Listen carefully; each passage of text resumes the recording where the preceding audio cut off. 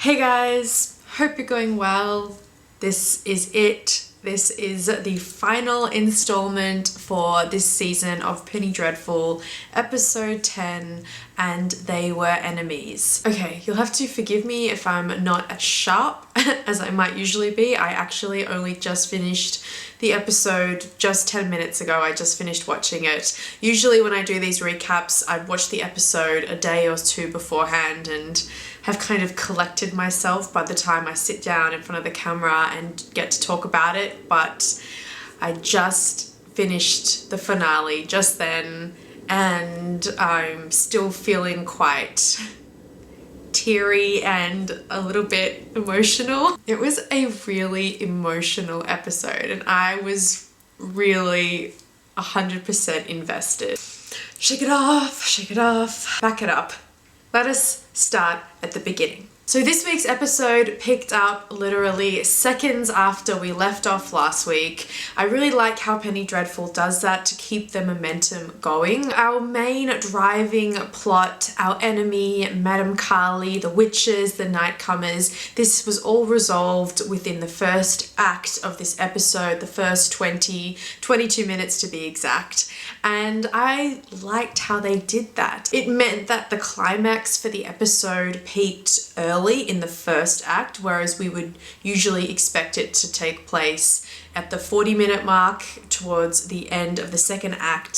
So yeah, really unusual pacing to have it happen so early, but I was there. I was invested from the very second the opening credits finished. We were in there and Vanessa had to face the demon, but she faced the demon in the guise of the voodoo doll and in the guise of herself. I did think we were actually going to see the demon, we're going to see Lucifer, but it's almost better that we didn't. I think things are more scary in your imagination. So the fact that Vanessa had to face off against herself ultimately and the voodoo doll was just a clever way of really tying everything up and keeping in the theme of inner conflict. That's been the biggest theme running throughout the whole show and the whole series, is that your biggest demons are inside yourself. There was this great moment when Vanessa is chanting and the room is shaking. She's got her hand up onto the voodoo doll and she kind of crunches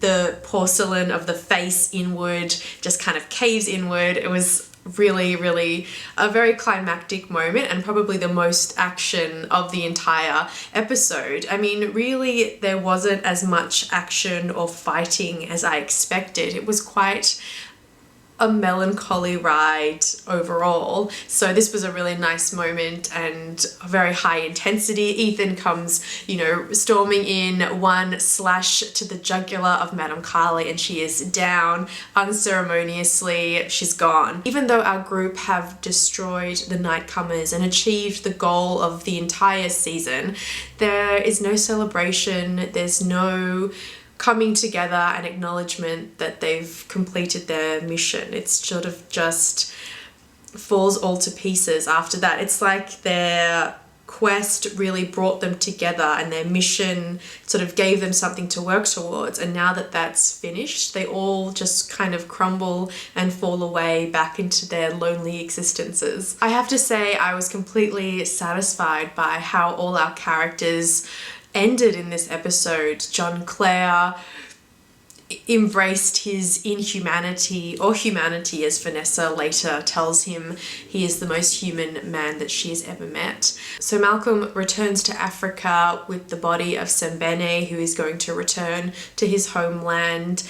Ethan gives himself up to Inspector Rusk, which I did not see coming. I knew that the two of them, Ethan and Inspector Rusk, had fates that were very much intertwined, and I was hoping that they would have a final standoff against one another, but no, I did not expect him to reject Vanessa. That scene in the window of Vanessa's room and she really reaches out to him fully and completely. She's, really puts her heart on the line. The scene is so beautifully crafted. There is no music whatsoever. It is complete silence, so tense as she's looking up at him and he just can't. And after all that we've seen, You know, Vanessa, you just want her to find some sort of peace because she's had nothing but trauma and heartbreak again and again. All you want is for them to find comfort within each other, which they have an opportunity to have. But no, that would be too easy, wouldn't it? I suppose the only happy ending, if you want to look at it this way, would be for Dorian and Lily. They seem to be two peas in a pod playing, you know, they get the true happy ending because they have a task. They are going to take over the world, and Lily takes such pleasure in taunting poor Dr. Frankenstein as he is shocked. He shoots her in the chest. She's bleeding from her wound, but no, she is immortal and of a new breed of darkness. The two immortals, Dorian and Lily, spinning endlessly in this decadent ballroom with blood pouring from their wounds all over the floor as they're spinning. It was... Wouldn't it be cool? Wouldn't it be cool? I really hope that the two of them are the new evil for season 3.